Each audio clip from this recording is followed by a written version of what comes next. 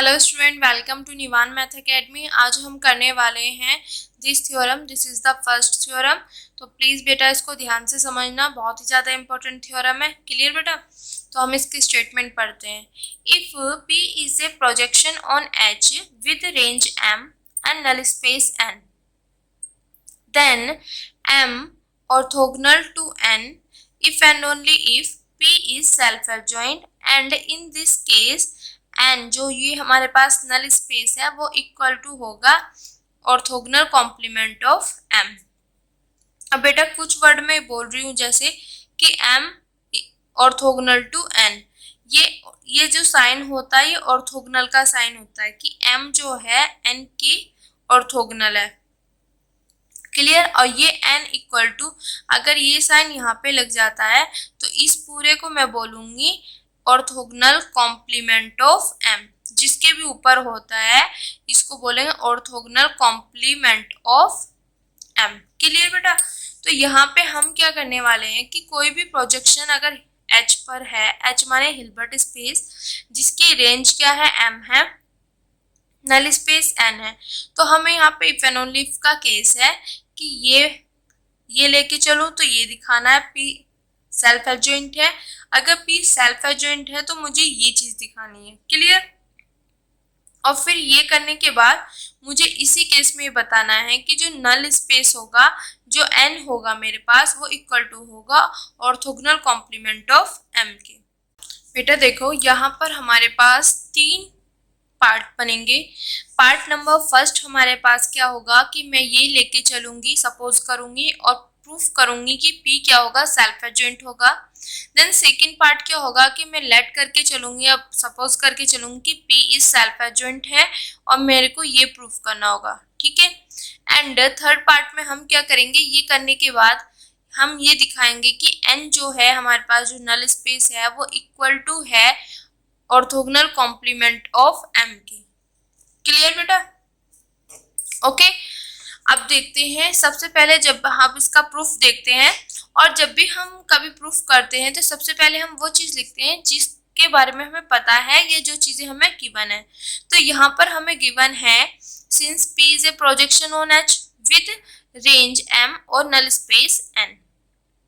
अब देखो, अगर मेरे पास P प्रोजेक्शन है ऑन H पर विद रेंज M और नल स्पेस N, देन मैं ये कह सकती हूँ कि M और N क्या होंगे, आर क्लोज्ड लीनियर सब स्पेस होंगे ऑफ H के, सच डेट कि जो H है यहाँ पर मैं उसको लिख सकती हूँ M और N के डायरेक्ट सम की फॉर्म में। जैसा कि मैंने अभी बनाक स्पेस में आपको बताया था कि P प्रोजेक्शन है ऑन ए बनाक स्पेस, ये इसकी रेंज और नल स्पेस है, और ये क्या होंगे, क्लोज्ड लीनियर सब स्पेस होंगे ऑफ B के, सच दैट किस तरीके से कि हम इसको इस तरीके से लिख सकते हैं।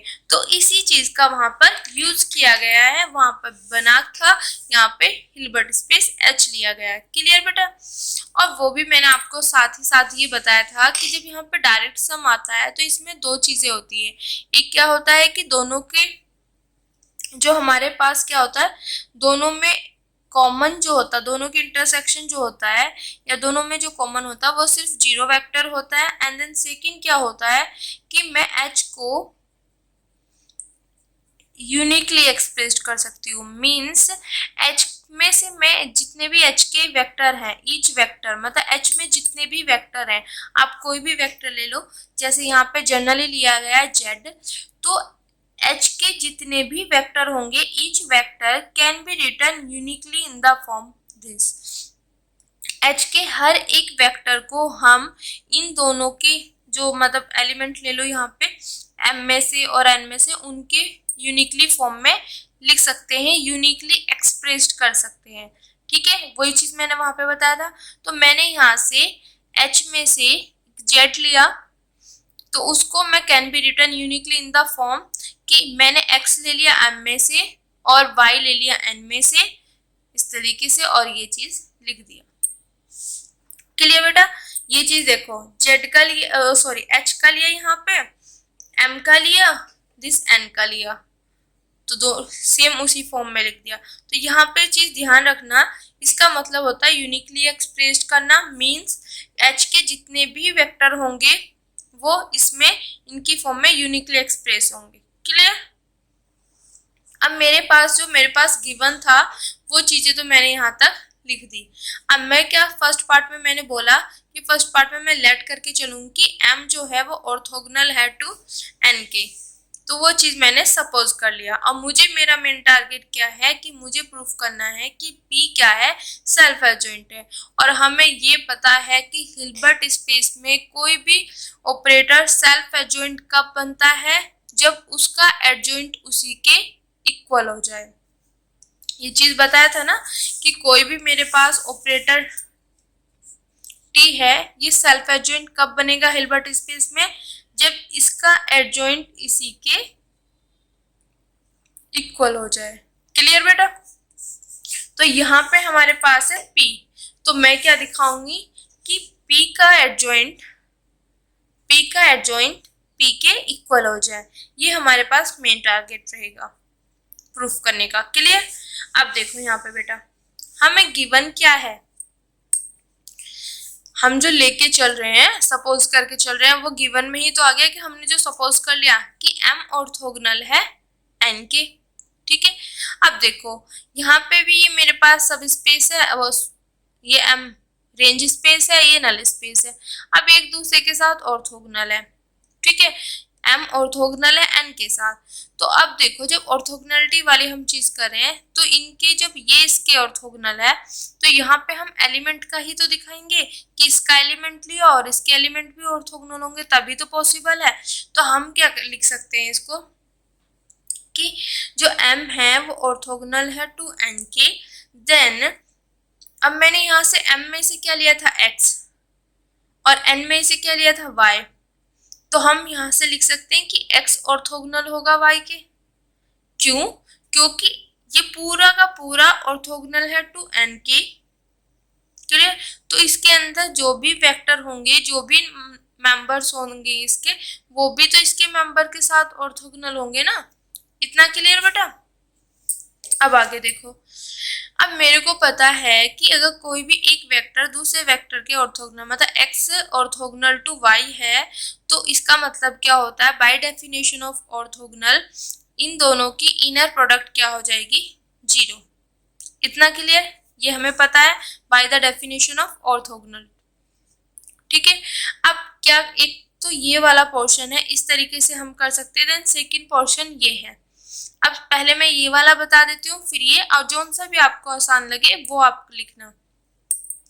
वी नो डैट अगर x ऑर्थोगोनल है टू y के, इफ एंड ओनली इफ होता है कि y भी ऑर्थोगोनल होगा x के। ठीक है? अब मेरे पास यहाँ पे x ऑर्थोगोनल टू y है, तो मैं इफ एंड ओनली इफ का केस अगर ये है तो ये लिख सकती हूँ, तो मैंने इसके लिए इम्प्लाइज करके ये लिख दिया। अब यहाँ पे भी बाय डेफिनेशन ऑफ ऑर्थोगोनल, अगर ये इसके ऑर्थोगोनल है तो इन दोनों की इनर प्रोडक्ट क्या हो जाएगी मेरे पास, 0। इतना क्लियर? अब एक तो चीज मैं इससे करके तब लेके आई, देन दूसरा हम क्या कर सकते हैं वो ध्यान देना बेटा, कि मेरे पास यहाँ पर ये चीज आ गई, एक्स वाई का इनर प्रोडक्ट आ गया 0। अब मैं अगर दोनों साइड कॉन्जुगेट ले लूं, तो 0 का कॉन्जुगेट क्या आएगा मेरे पास, 0 ही तो आएगा। अब मुझे ये पता है bye definition of inner product space में जब हम करते हैं तो एक्स वाई का इनर प्रोडक्ट किसके इक्वल होता है, इसके कॉन्जुगेट, वाई एक्स के इनर प्रोडक्ट के कॉन्जुगेट। ये जब हम इनर प्रोडक्ट की डेफिनेशन देखते हैं ना उसमें है। ओके, तो इसकी जगह अब देखो यहाँ पे ये चीज है, तो इसका कॉन्जुगेट का मतलब क्या होता है, आगे पीछे कर दो, या हम इसको ये भी लिख सकते हैं दिस। ठीक है? ये हमें पता है कि एक्स वाई का अगर इनर प्रोडक्ट करें उसका कॉन्जुगेट लेंगे तो जो सेकंड पे है वो फर्स्ट पे, जो फर्स्ट पे है वो सेकंड पे, तो यहाँ पे मैं इसको ये लिख सकती हूँ। तो वही चीज मैंने यहाँ पे लिखा, ये डायरेक्ट लिख दिया कि मुझे ये रिजल्ट पता है दिस। इसको इस तरीके से भी लिख सकते हैं, इस तरीके से, नो इशू। ठीक है? तो ये चीज मुझे पता है इक्वल टू दिस, है ना, तो मुझे इसकी वैल्यू क्या है, जीरो, और जीरो का कॉन्जुगेट क्या होगा? जीरो। तो ये इस तरीके से भी और इस तरीके से भी। क्लियर बेटा? तो वो या तो आप ये याद रख लो कि अगर ये इसके ऑर्थोगोनल है तो y भी ऑर्थोगोनल होगा x के, एंड देन दिस। ठीक है, या ये चीज है मेरे पास। अब मुझे ये रिजल्ट पता है कि एक्स वाई का जो कॉम्प्लीमेंट होगा वो जो, ठीक है, वो इक्वल टू होगा मेरे पास वाई एक्स के, और इसका जो अगर मैं लूँ कॉन्जुगेट, कॉम्प्लीमेंट नहीं आएगा, सॉरी बेटा मैंने कॉम्प्लीमेंट बोला, कॉन्जुगेट। तो यहाँ पे इस एक्स वाई का इनर प्रोडक्ट जीरो, जीरो का कॉन्जुगेट जीरो, तो ये डायरेक्ट आ जाएगा। ठीक है, तो ये मेरे पास है क्वेश्चन नंबर सेकेंड। ये थर्ड। तो ये चीज मैंने उससे निकाली जो कि मुझे यहाँ पे m orthogonal to n given था, जो मैंने सपोज किया था। क्लियर? बट मेरा मेन टारगेट क्या है कि मुझे प्रूफ करना है कि p का एडजॉइंट p के इक्वल है। तो इसके लिए मैं क्या करूंगी, हिल्बर्ट स्पेस से एक मैंने यहाँ पे वेक्टर लेंगे, और मैं क्या करूंगी यहाँ से दिस, ये इनर प्रोडक्ट निकालूंगी एक बार, और दूसरी मैं निकालूंगी दिस। क्लियर? ये थोड़ा सा स्टेप आपको यहाँ पे ध्यान रखना है। मुझे यहाँ पे फाइंड करना है कि P का एडजॉइंट P के इक्वल है। ठीक है, तो उसके लिए मैं हिल्बर्ट स्पेस से एक वेक्टर लूंगी Z, जैसे कि मैं यहाँ पे लेके चल रही हूँ।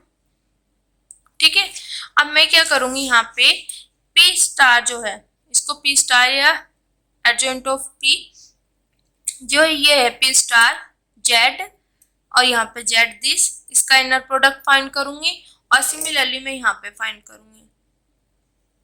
ओके, और ये दोनों इक्वल आएंगे, फिर इन दोनों को इक्वल रखेंगे, फिर कंपैरिजन करके हमारे पास ये वाला पोर्शन आ जाएगा। तो इस चीज को थोड़ा सा ध्यान रखना कि ये Z और दिस। ठीक है, तो पहले हम फाइंड कर रहे हैं बेटा दिस, ये वाला पोर्शन P स्टार Z और Z। तो यहाँ पे हो गया for all Z belongs to H, यहाँ पे ईच वेक्टर था, मतलब फॉर ऑल सभी के लिए ना, सभी की बात चल रही, for all Z belongs to H, तो वी हैव, तो P स्टार Z और Z मैंने बता दिया कि ये क्यों फाइंड कर रहे हैं। क्लियर बेटा? अब देखो यहाँ पे ये चीज आ गई मेरे पास।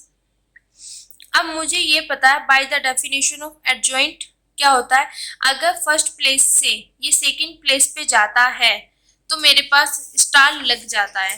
ये चीज ध्यान देना बेटा, यहाँ पे ये फर्स्ट प्लेस पे है, ये सेकंड प्लेस पे जाएगा तो स्टार क्या है, लग जाएगा। ऑलरेडी एक स्टार था, एक और लग गया। बट हमें ये भी पता है कि इस जैसे हम करते हैं टी स्टार का स्टार क्या होता है हमारे पास, देख किसी भी ऑपरेटर के एडजॉइंट का भी एडजॉइंट क्या होता है, उसी ऑपरेटर के इक्वल। सिमिलरली पी के लिए तो यहां से क्या आ जाएगा मेरे पास पी जेड। क्लियर? तो वही चीज यहाँ पे लिखा हुआ है। कोई भी चीजें क्रैमिंग नहीं करनी है, एक तरीके से आई है। जो इससे पहले हमने सेल्फ एडजॉइंट ऑपरेटर्स वाली जितनी भी चीजें हैं, self adjoint, positive operator, normal operator, unitary operator, जितनी भी चीजें पढ़ी हैं वो सब यहाँ पे यूज होंगी। एडजॉइंट ऑपरेटर वाला जो पोर्शन है पूरा यूज होगा। ठीक है, तो भूलने वाली चीजें नहीं है। क्लियर बेटा? अब देखो z एज इट इज है, अब यहाँ पे पी जेड की जगह मैंने लिख दिया x। अब वो चीज देखो वो कैसे लिखा, मेरे पास जो प्रोजेक्शन जा रही है वो h से h जा रही है।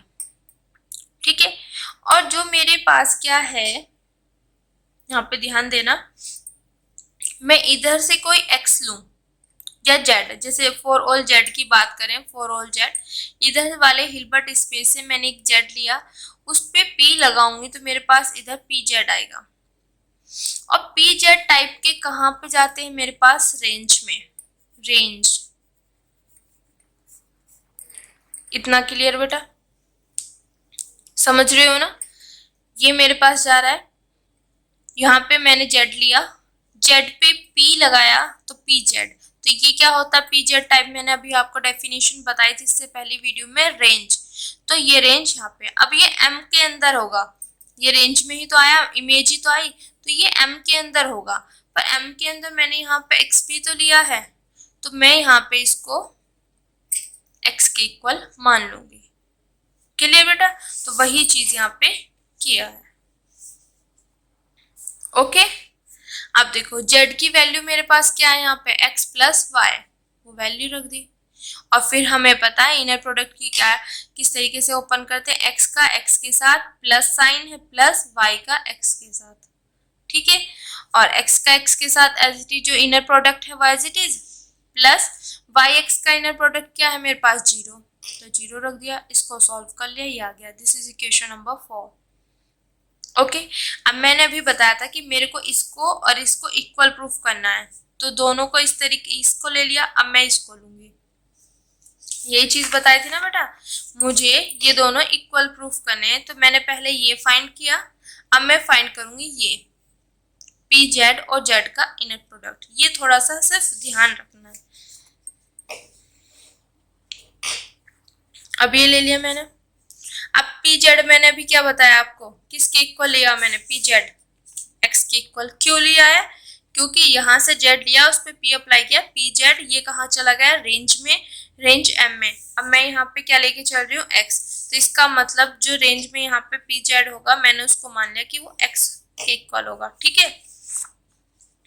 तो यहाँ पे पी जेड की जगह एक्स रख दिया, फिर यहाँ पे जेड की जगह क्या रख दिया मैंने, एक्स प्लस वाई, ठीक है। फिर देखो x का x के साथ inner product plus sign x का y के साथ इनर प्रोडक्ट, और जो यहाँ पे मैंने x y का इनर प्रोडक्ट तो फाइंड किया हुआ है, क्या है मेरे पास, जीरो, तो ये वैल्यू मैंने यहाँ पे पुट कर दी जीरो, और जीरो में ऐड करूंगी या एज इट इज आ जाएगा, ठीक है। यहाँ पे देखो, ठीक है, दिस इज इक्वेशन नंबर 5।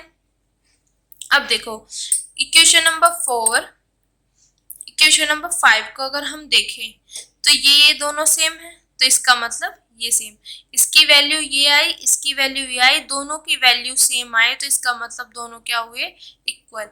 वही चीज मैंने आपको बताई थी कि मुझे ये वाला पोर्शन, इसको इसके इक्वल दिखाना है, तो मैं ये इनर प्रोडक्ट और ये इनर प्रोडक्ट इक्वल दिखा दूंगी इस तरीके से फाइंड करके। तो मेन टारगेट आप ये चीज समझो कि हमें ये इक्वल दिखाना है, तो इसके लिए हमने ये दोनों फाइंड किए और दोनों को दिखा दिया कि इन दोनों की वैल्यू सेम है, ये इक्वल आ गया for all z belongs to h। अब ये पोर्शन इधर चला जाएगा माइनस में, ये आ गया for all z belongs to h। Clear, now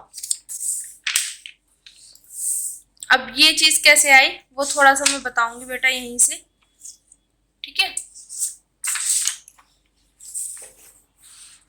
देखो यहाँ पे देखना, मेरे पास आ गया यहाँ पे p स्टार z और z, दिस p z और z का inner product equal to zero, ये चीज मेरे पास आ गई।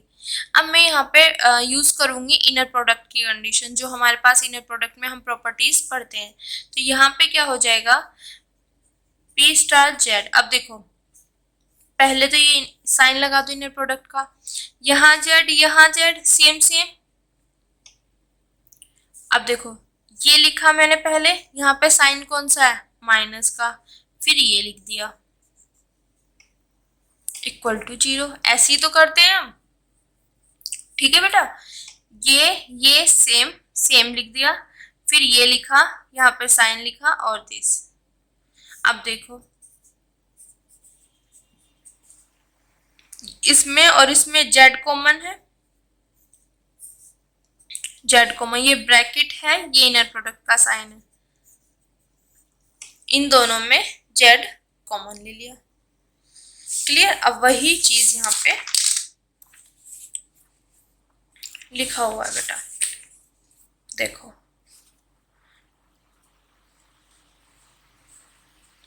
ठीक है। कैसे आया समझ आ गया बेटा। अब देखो आगे, ये चीज मेरे पास यहाँ पे आ गया। अब देखो इफ अगर t मेरे पास कोई भी ऑपरेटर है ऑन h पे, ये मेरे पास थ्योरम है और ये मैंने आपको इसका प्रूफ भी कराया था, बहुत ही ज्यादा इंपॉर्टेंट थ्योरम है और हमने बहुत सारे थ्योरम्स में ये यूज किया है, तो यहाँ पे भी वो चीजें यूज होंगी, ठीक है। इफ अगर t मेरे पास कोई भी ऑपरेटर होता है हिल्बर्ट स्पेस में, देन t बराबर zero if and only if t x और x का जो इनर प्रोडक्ट होता है वो जीरो होगा for all x belongs to h, ठीक है। अब इसको समझने की कोशिश करो, ये मेरे पास ऑपरेटर है ऑन h पे। अब देखो p और p स्टार, पी स्टार भी ऑपरेटर है ऑन एच पे, पी भी ऑपरेटर ऑन एच पे, तो ये भी पूरा ऑपरेटर हो गया ऑन एच पे। इतना क्लियर। फिर देखो कि अगर मेरे पास कोई भी ऑपरेटर जीरो होता है तो इफ एंड ओनली इफ का केस होता है कि हिल्बर्ट स्पेस से जितने भी वेक्टर आते हैं, फॉर ऑल वेक्टर के लिए बात कर रहा है, तो ये टी एक्स और एक्स का जो इनर प्रोडक्ट होता है वो जीरो होता है। अब मेरे पास इफ एंड ओनली इफ का केस है, अगर ये है तो ये होगा, ये है तो ये होगा। अब मेरे को ये वाली कुछ फॉर्म इस तरीके से दिखाई दे रही है। देखो टी, टी की जगह यहाँ पे P star minus P, X की जगह Z, Z equal to zero for all Z belongs to H. सिर्फ चीजें चेंज है, फॉर्म सेम है। अगर कहीं पर ये चीज दिखाई देती है तो जो यहाँ पे होता है उसको हम क्या लिख सकते हैं, टी इक्वल टू जीरो। तो इसका मतलब मेरे पास ये चीज सेम आ रही है, तो मैं यहाँ पर टी की जगह क्या, पी स्टार माइनस के पी, तो बाय दिस थ्योरम मैं लिख सकती हूँ कि दिस इक्वल टू जीरो। आगे समझ बेटा। और यहाँ से पी स्टार इक्वल टू हो गया पी, और जैसे ही पी का एडजॉइंट पी के इक्वल हुआ तो ये मेरे पास किसकी डेफिनेशन होती है, सेल्फ एडजॉइंट की, तो यहाँ से बन गया P is self adjoint. Clear बेटा। तो ये किया हमने यहाँ पे इसका फर्स्ट पार्ट। ओके, नाउ अब सेकंड पार्ट में हम क्या करेंगे, हम सपोज कर लेंगे कि पी क्या है, मेरे पास सेल्फ एडजॉइंट है और मुझे प्रूफ करना होगा कि M orthogonal to N. Clear. तो P सेल्फ एडजॉइंट है तो by definition of self adjoint इसका एडजॉइंट इसी के इक्वल होगा। क्लियर। और मुझे प्रूफ करना है कि M ऑर्थोगोनल टू N। अब जो भी ऑर्थोगोनलिटी वाली चीज हमारे पास, हम जब इसके ऑर्थोगोनल दिखाएंगे तो हम क्या करते हैं, इसका एक एलिमेंट लिया, इसका एक एलिमेंट लिया, इन दोनों को ऑर्थोगोनल दिखा देंगे। तो मेरा मेन टारगेट रहेगा कि यहाँ से मैंने x लिया हुआ है, n से मैंने y लिया हुआ है, तो मैं दिखा दूं कि x ऑर्थोगोनल है y के। ठीक है। अब इसको दिखाने के लिए मुझे क्या करना पड़ेगा कि इन दोनों की इनर प्रोडक्ट जीरो हो। यही तो चीजें होती है कि x, अगर कोई भी वेक्टर x है वो ऑर्थोगोनल है टू y के, इफ एंड ओनली इफ जब इन दोनों का क्या, इफ तो जब इन दोनों का इनर प्रोडक्ट क्या हो मेरे पास जीरो। अगर x का y के साथ इनर प्रोडक्ट जीरो आएगा तभी मैं लिख सकती हूँ कि x ऑर्थोगोनल होगा टू y के। ठीक है।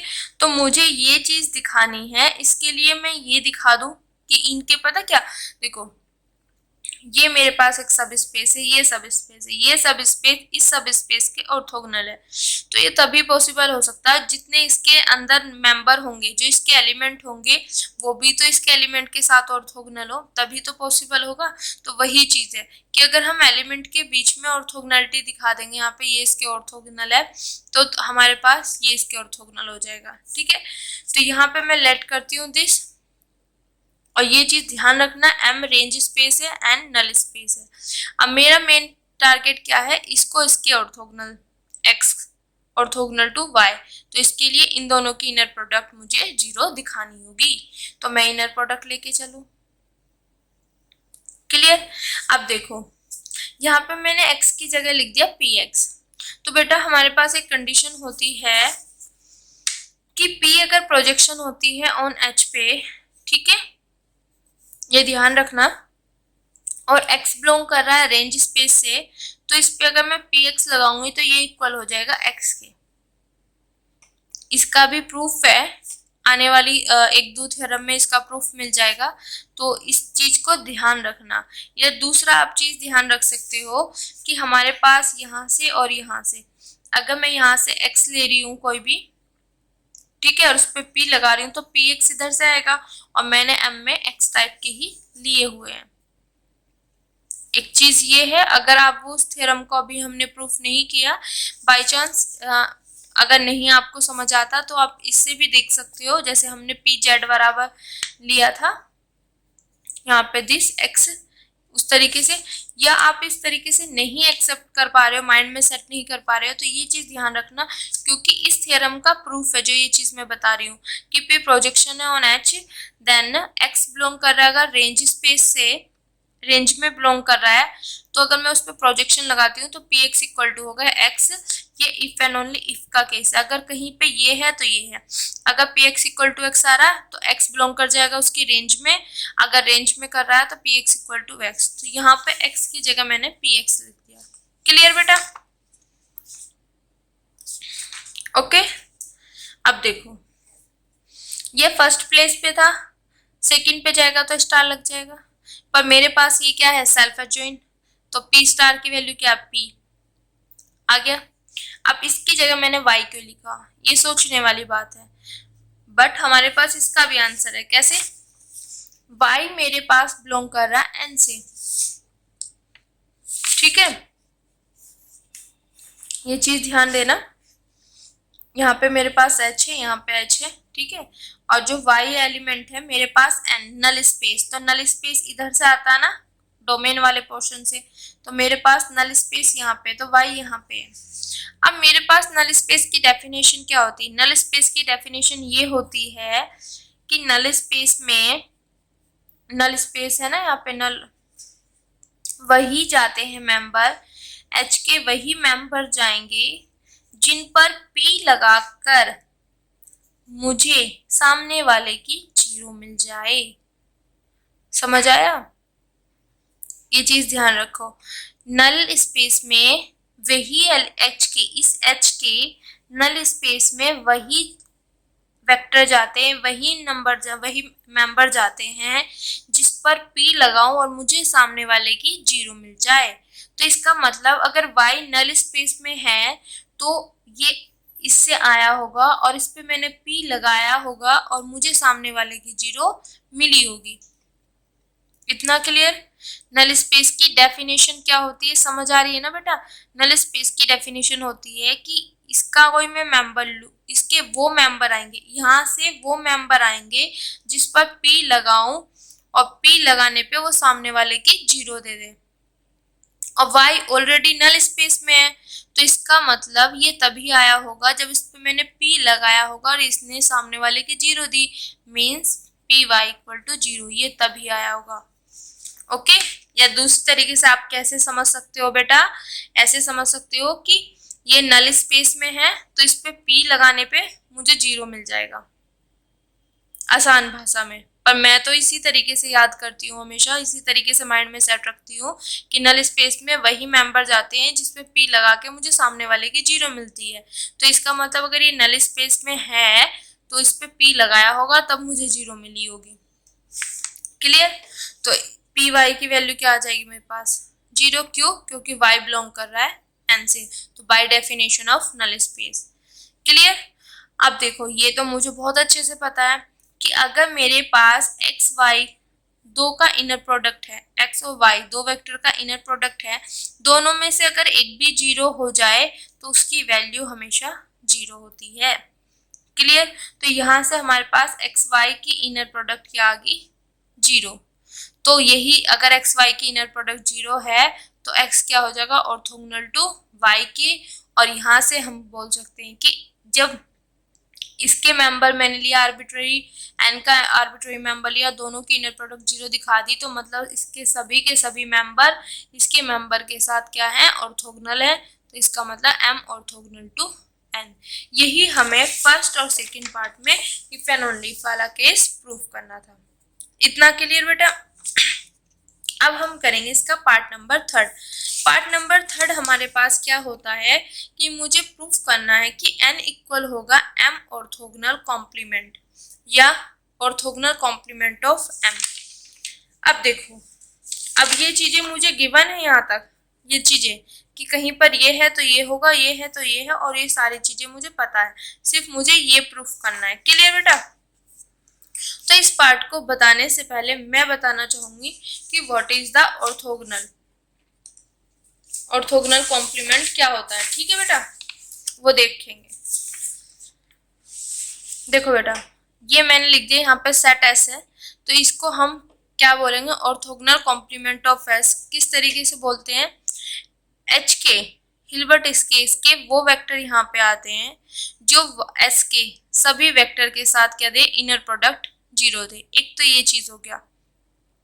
और मैंने अभी बताया था कि एक्स वाई की अगर इनर प्रोडक्ट 0 है तो इसका मतलब क्या होता है, एक्स ऑर्थोगोनल है वाई के साथ।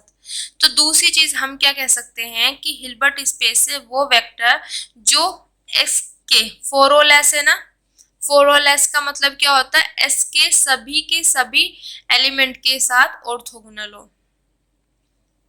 ठीक है, या डेट इज में हम बोल सकते हैं the set of all vectors, उन सभी वेक्टर्स का सेट जो ऑर्थोगोनल है to a non empty set S के साथ। मीन्स उन सभी वेक्टर्स, जैसे यहाँ पे एक्स है ना, उन सभी वेक्टर्स का सेट है जो ऑर्थोगोनल है इस नॉन एम्प्टी सेट के साथ।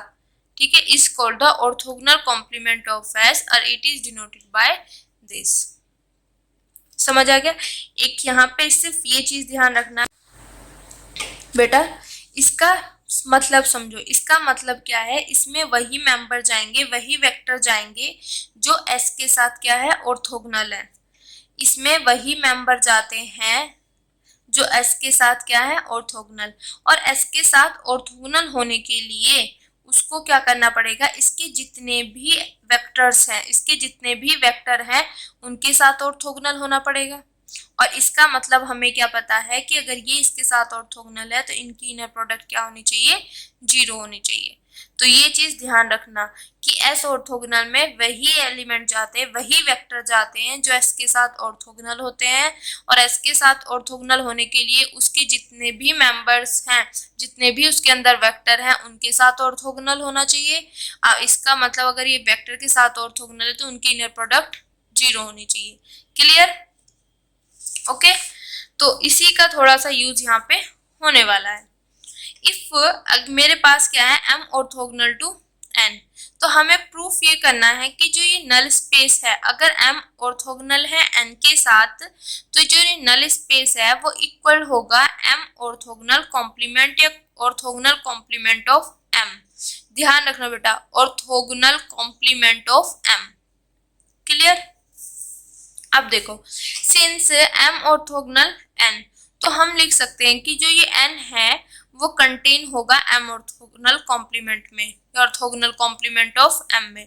ये किस तरीके से लिखा, अब इस चीज को मैं इसी डेफिनेशन से, इस डेफिनेशन से समझना।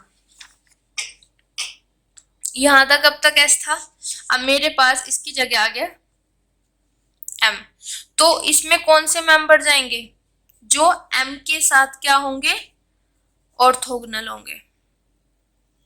देखो बेटा, ये चीज़ हम यहाँ तक कर चुके हैं। अब मैंने लिखा है कि जो n है ये कंटेन हो रहा है इसमें, ऑर्थोगोनल कॉम्प्लीमेंट ऑफ m में। अब ये किस तरीके से हुआ, थोड़ा सा मैं आइडिया आपको देना चाहूँगी। मेरे पास ये है, ठीक है। अब इसका मैंने क्या बोला था, अगर x बिलोंग कर रहा है m से और y बिलोंग कर रहा है n से, मैंने कोई भी आर्बिट्री लिया तो x ऑर्थोगोनल y, और इसका मैंने हम लिख सकते हैं y ऑर्थोगोनल टू x। बता चुकी हूँ ऑलरेडी ये चीज़ें, ठीक है। तो ये वाला जो है, अब देखो ये इसके साथ ऑर्थोगोनल है, तो इसका मतलब इसके जितने भी वेक्टर होंगे वो इसके वेक्टर के साथ ऑर्थोगोनल होंगे। तो यहाँ पे हमने ये आर्बिट्री लिया था, मतलब n के सभी वेक्टर x के सभी वेक्टर के साथ ऑर्थोगोनल है।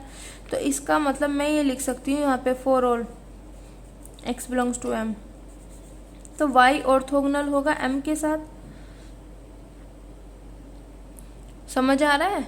ठीक है, यहाँ पे ये चीज़ हम लेके चले, ये हमें पता है, इसको हम if and only y orthogonal to x। तो अगर ये चीज़ मेरे पास है कहीं तो मैं ये चीज़ लिख सकती हूँ, ठीक है। और इसका मतलब क्या हो गया, ये आर्बिट्रेरी, मतलब m ऑर्थोगोनल है n के साथ, मतलब इसके सभी वेक्टर इसके वेक्टर के साथ ऑर्थोगोनल है। तो इसका मतलब ये इसके सभी के साथ ऑर्थोगोनल होगा। जैसे यहाँ पे x ऑर्थोगोनल होगा y के साथ, तो y ऑर्थोगोनल होगा x। तो ये m के सभी वेक्टर के साथ है, तो इसका मतलब y ऑर्थोगोनल होगा m के साथ लिख सकते हैं। अब हम क्या है, अब मैंने अभी डेफिनेशन जो आपको बताई थी कि m ऑर्थोगोनल कॉम्प्लीमेंट में वही जाएंगे जो m के साथ क्या होंगे, ऑर्थोगोनल, ठीक है। वही वेक्टर जाते हैं जो m के साथ ऑर्थोगोनल। तो ये y कहाँ चला जाएगा मेरे पास, ऑर्थोगोनल कॉम्प्लीमेंट ऑफ m। बात समझ आ रही है बेटा? M orthogonal complement of M में वही मेंबर जाते हैं जो एम के साथ ऑर्थोगोनल होते हैं। तो यहाँ पे एक्स था एम के साथ ऑर्थोगोनल, तो एक्स चला गया। यहाँ पे वाई है ऑर्थोगोनल एम के साथ, तो वाई चला गया। अब ये मेंबर किसका था मेरे पास? एन का। मैं लेके कहाँ चली गई? इसमें। तो इसका मतलब क्या है? ये कंटेन हो जाएगा इसमें। वही चीज़ मैंने यहाँ पे लिखी हुई है, ठीक है। ये तो मैंने आपको बता दिया प्रूफ करके कि किस तरीके से आया है। आप इस तरीके से भी कर सकते हो कि सिंपली अगर लैंग्वेज में करो कि एम ऑर्थोगोनल है एन, तो मतलब एन के जितने भी मेंबर होंगे वो एम के साथ ऑर्थोगोनल है, और ऑर्थोगोनल कॉम्प्लीमेंट ऑफ एम में वही मेंबर जाते हैं जो एम के साथ ऑर्थोगोनल होते हैं। तो ये सभी के सभी एम के साथ ऑर्थोगोनल है, तो ये इसके अंदर चले जाएंगे। आप वो भी चीज़ कर सकते हो, और मैंने विद प्रूफ आपको बता दिया कि ये किस तरीके से आया है, ठीक है। इसका एलिमेंट लिया, इसका मतलब इसका वेक्टर लिया, इसका वेक्टर लिया, इस तरीके से लिख सकते हैं, ठीक है। इफ़ एंड ओनली इफ का केस होता अगर ये है तो ये है, और इसके सभी वेक्टर इसके साथ ऑर्थोगोनल है, तो इसका मतलब ये भी चीज़ है। तो ये एम के सभी वेक्टर के साथ ऑर्थोगोनल आ रहा है, ओके। तो इसका मतलब ये है। अब इसमें इसके साथ ऑर्थोगोनल कहाँ जाएंगे? ऑर्थोगोनल कॉम्प्लीमेंट ऑफ एम में। अब ये इसका मेंबर था, इसमें चला गया दिस, ओके। तो ये चीज़ आ गया। बट मुझे प्रूफ करना है कि ये दोनों क्या है मेरे पास? इक्वल है। मैं सपोज कर लेती हूँ कि ये दोनों इक्वल नहीं है। अब इसका मतलब मेरे पास क्या था? या तो n इक्वल है दिस, और या n कंटेन हो रहा है दिस। अब ये वाली पॉसिबल नहीं है, तो इसका मतलब ये कंटेन हो रहा है, और इसका मतलब क्या होता? प्रॉपर, ठीक है। तो n मेरे पास क्या बन गया? प्रॉपर। और n क्या नल स्पेस होता है, तो ये क्या होता है? क्लोज्ड लीनियर सब स्पेस होता है of the Hilbert space m orthogonal, क्योंकि हमें पता है ऑर्थोगोनल कॉम्प्लीमेंट जो m होता है वो क्या होता है? हिल्बर्ट स्पेस होता है। क्लियर बेटा? ओके। तो यहाँ पे ये मेरे पास हिल्बर्ट स्पेस का वर्क कर रहा है, ये इसका क्या बन गया मेरे पास? Proper closed linear subspace, ठीक है। तो हमारे पास एक थ्योरम है, if M is proper closed linear subspace of H, then there exist a non zero vector Z0 in H such that जो ये नॉन जीरो वेक्टर होगा वो ऑर्थोगोनल होगा टू M के। बट यहाँ पे ऑर्थोगोनल क्या आ रहा है? यहाँ पे नॉन जीरो प्रॉपर क्लोज सब स्पेस कौन है? n। तो यहाँ से हम क्या करेंगे? m ऑर्थोगोनल से देयर एग्जिस्ट। अब देखो ये मेरे पास आ गया, यहाँ पे ध्यान से समझना। If m is a proper close linear subspace of h, यहाँ पे है m की जगह n। n is a proper close linear subspace of Hilbert space H था यहाँ पे आ गया m orthogonal complement of m, ठीक है। तो यहाँ पे अब फिर there exist a vector Z0 in, यहाँ पे H की जगह क्या है? यहाँ H था, यहाँ पे ये है, तो यहाँ पे मैं ये चीज़ लिखूँगी सच डैट यहाँ पे Z0 ऑर्थोगोनल टू, यहाँ पे बाय दिस थ्योरम m था, बट मेरे अकॉर्डिंग, मेरे थ्योरम के अकॉर्डिंग क्या है यहाँ पे? n, तो n लिखा, सिर्फ रिप्लेस किया है। यहाँ पे m की जगह n है तो n लिख दिया, यहाँ पे h की जगह ये है तो ये लिख दिया। इतना क्लियर?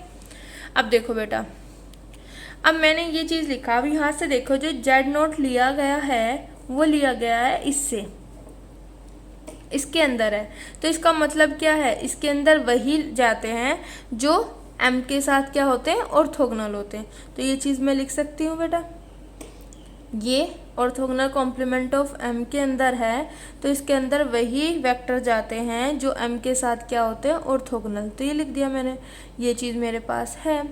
अब h मेरे पास क्या है? m और n का डायरेक्ट सम। क्लियर?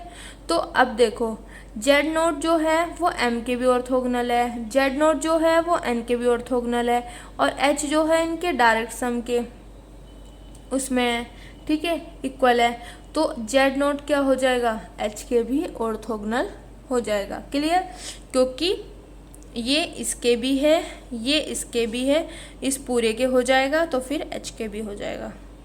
ओके, अब यहाँ से क्या आ गया, जेड नॉट मेरे पास ऑर्थोगोनल हो गया एच के, तो मैंने लिख दिया सो जेड नॉट इक्वल टू 0। अब ये कैसे लिखा बेटा, हमने शुरू में ही पढ़ा था, मैंने शुरू में ही बताया था अपनी 1-2 वीडियोज़ में कि जो एच है हिल्बर्ट स्पेस के ऑर्थोगोनल सिर्फ हमारे पास 0 वेक्टर हो सकता है, इसके अलावा कोई भी वेक्टर एच के ऑर्थोगोनल नहीं हो सकता।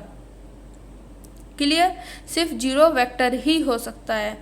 ओके, तो यहाँ पे अगर ये इसके हिल्बर्ट स्पेस के मतलब हिल्बर्ट स्पेस के ऑर्थोगोनल जा रहा है तो इसका मतलब ये 0 वेक्टर होगा, तभी एच के ऑर्थोगोनल होगा, अदरवाइज नहीं हो सकता।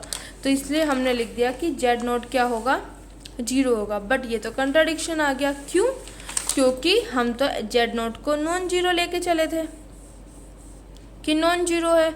हमने यहाँ पे दिखा दे कि ये ऑर्थोगोनल एच के और एच के ऑर्थोगोनल सिर्फ 0 वेक्टर हो सकता है, तो इसकी वैल्यू 0 ले ली, पर ये तो 0 हो ही नहीं सकता क्योंकि यहाँ पे तो ये नॉन जीरो वेक्टर है। तो हमने जो सपोज किया था कि N not equal to orthogonal complement of M, ये जो मैंने सपोज किया था ये मेरी सपोजिशन रॉन्ग निकली, तो इसका मतलब क्या है, ये इसके इक्वल होगा। तो वही चीज़ हमने लिख दी। तो यहाँ पे हमने इस थ्योरम के 3 पार्ट कर लिए। फर्स्ट पार्ट में मैं ये लेके चली, ये प्रूफ कर दिया, सेकंड पार्ट में ये लेके चली, ये प्रूफ किया, एंड थर्ड पार्ट में मैंने प्रूफ कर दिया कि एन जो नल स्पेस होगा वो इक्वल टू होगा orthogonal complement of M. Clear बेटा? तो आई होप आज की वीडियोज़ आपको अच्छे से समझ आई होगी। अगर आपको कोई भी डाउट, कोई भी क्वेरीज हो तो आप कमेंट बॉक्स में मैसेज कर सकते हो।